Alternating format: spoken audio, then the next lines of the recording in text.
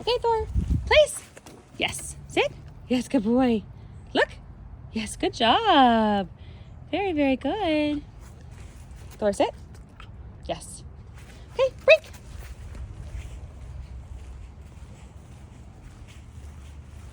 Thor, place. Yes, good boy. Sit. Yes, good job. Look. Yes, good job. Good boy. Sit. Up. Thor, place. Yes. Sit.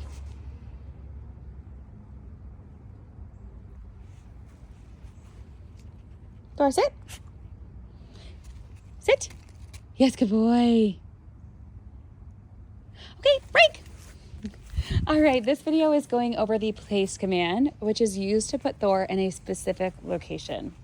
Now, what I mean by specific is whatever it is you're pointing to, and that thing just needs to have some level of boundaries. We use elevated dog beds here because they create such wonderful, well-defined boundaries, given that they are up off the ground. However, anything with boundaries can be used. So a blanket, a regular dog bed, the scale at the vet. There are really endless possibilities for this. So you can get pretty creative. Just keep in mind that our hand signal is pointing to whatever it is we're using as place. But if we're introducing something brand new and it's novel, even if it's like a regular dog bed or if it's the scale at the vet, etc., break. We're gonna guide him on and off of it a few times before we automatically use it for place. So whatever you're, sorry, buddy. Whatever it is you're using as place at home, I want you to introduce it like this. Thor.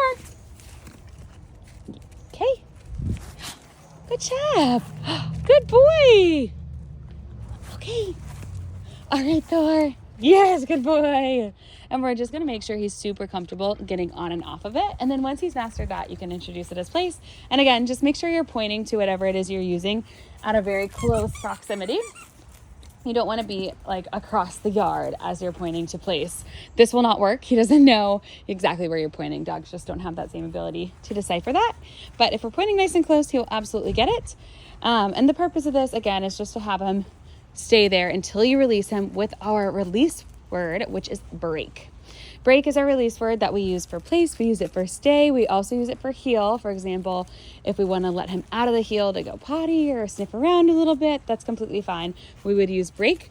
A side note about break is that we do not mark yes for break. That is not meant to be treated like a command so much. It's really just meant to be a signal to him that his work is over. And at that point, he's free to go do whatever he wants within the rules and boundaries we have set for him until we give him the next command. So you can play with them, you can interact, but we just won't mark yes or say, good break. It's just, it's basically saying he's free to go do what he wants. Some real life examples of when you might want to use place. One of the most realistic ones is just when he is getting super overstimulated in the home. If he's really excited, if he's getting extra bitey, he's not listening, sometimes that's an indicator that he needs a nap and he needs to go in his crate.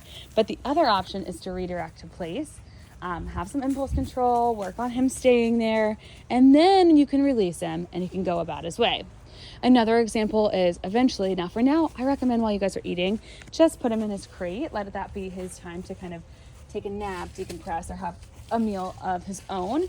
But eventually we would love to build up to the point where he is on place while you're eating. So you can kind of get into the habit of when you sit down at the table, he goes to place, he relaxes there and he knows that's his spot. Another example is when the doorbell rings. Now, some people will train them to go to their crate or will train to go to a specific spot in like the living room, which is totally fine if you've got one dog bed that stays in your living room at all times. We wouldn't use place necessarily for that, just like place would never be the crate. That's go crate. You could say go to your bed. We want it to be universal so you can use it in multiple places. I like place as the signal when the doorbell rings, where they look to me and then I say place, just because that way if I'm ever in a new environment, new spot, if I ever move, they know kind of where they're supposed to go. It does make it a lot easier. So that is my recommendation, is to have them go place. So what will happen is the doorbell rings, your guest will have to wait a second, you'll walk him over, you'll tell him place, and then he'll stay there. We're gonna have to build up to the time and distance on this one, just because off. Hey, settle. Yes, good boy. He's starting to get a little bit rowdier and bitey, and I think a large part of that is we've been outside, we're doing videos, we're working on stuff, but my full attention and focus is not on not on him. But I think he's getting tired. So that's a really big indicator. If he starts to, he's been doing great. He was a little jumpy when he first came out. To be expected, we redirected to sit and settle. He did wonderful. Now he's been offering me a lot of default sits. Basically, that means he approaches and he sits. He knows he's going to get attention for that. It's important to catch those things. But if he's starting to kind of break that cycle and he's doing poorly, I'm going to finish this video, but then I'm going to put him in the crate for a nice little break because he's definitely getting, I think, tired. And that happens. They wear out so quick, and he's little. He's got lots and lots of energy. But when you start to realize, like, okay, he's being extra bitey, what is happening? Let him take a nap in his crate. It's not punishment. We're going to give him a treat for going in there. He's going to be a happy guy, but he just needs to take a nap. It's like a toddler who gets overtired or overstimulated. They sometimes are not on their best behavior at that point, but when they take a nap, then they're good. So just some advice there, just as it came up. So back to place and real life examples. Another one, my favorite example, is the scale at the vet. I know you heard me reference that a couple times. It's just a really good opportunity to practice. A lot of dogs have trouble getting on the scale at the vet. It feels funky on their paws. It's like metal and weird. But if we use place, it's rectangular and it's a little up off the ground, just like these elevated dog beds. So next time you take them into the vet, tell the tech, say, hey, you just went through training. We're going to practice our place command on the scale. And it's wonderful because he knows to sit afterwards, because we always stack that, place and then sit. First, we're giving treats for place when they first enter training, but then we don't give treats until after they sit. We'll mark yes once all 4 paws are on there for place. So we'll say place, we'll mark yes, then we'll tell him sit, we'll mark yes, and then we'll give a treat. Because we want him nice and comfortable, since he's going to stay there until we release him. So keep that in mind. But when you go to the scale at the vet, or go to the vet and go to the scale, just tell him you're practicing, lure him on and off a few times, and then do it. It'll make it so much easier at the start of the appointment every time when he's got to get weighed. If he knows you just point, he goes on there, he sits, they get a nice accurate weight, you mark, you say break, and you can go on with his appointment. But it'll feel really cool to show that off with the vet. It's really great practice for him. It'll make the vet tech's life easier. So I always love doing that with all the puppies we take to the vet and my own dogs. So one of my favorite examples.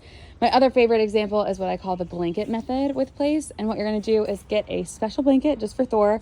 I'm sure there are a million dachshund blankets you can get, but make it a big one. And what you're going to do is you're just going to fold it up into the size of the elevated dog bed you're using or regular dog bed. So fold it up into a rectangle. You're going to put it right on top.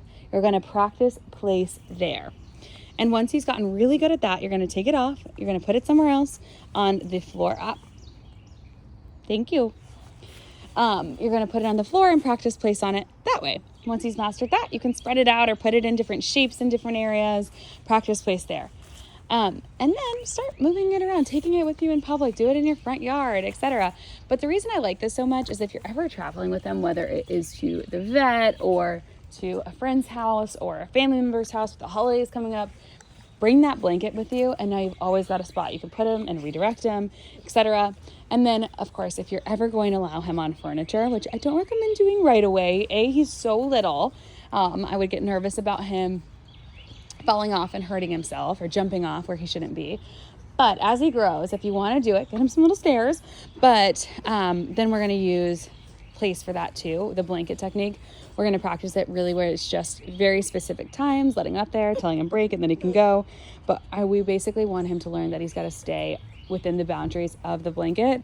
Trust me, it'll make a world of difference for you and your family, but also if you take him someplace. Now, granted, I have a Great Dane, so everything is a little bit bigger and more dramatic, but I love this because when I go to any member of my family's house, my in-laws' house, they're all very kind. They allow our dogs on the furniture, but I worry about muddy paws. My Great Dane's actually out in the backyard supervising, so I worry about those muddy paws or anything just getting on the furniture, and we don't want that. So I always make sure she's on a blanket and she knows the drill. So if you can teach him that earlier, it just makes it so much easier, because there's a lot of people, if he's allowed on the furniture at home, they're going to insist with the kindest of intentions. But then if you're anything like me, you're going to be worried, even if your dog is super well trained, that they're going to truck mud in or their claws are going to snag something, whatever. So just get him in the habit of being on the blanket once he's ready. But we first want to set all the boundaries. It's so much easier to remove boundaries as he matures than add them in if they become necessary. Come here. Place. Place, Thor. Yes. Oh, sit. You can see he's just becoming a little bit more spastic. Are you ready for a nap? Okay. Well, that is the place command. That pretty much is it. So we're going to end it there and let him go take a nap. But please let me know if you have any questions.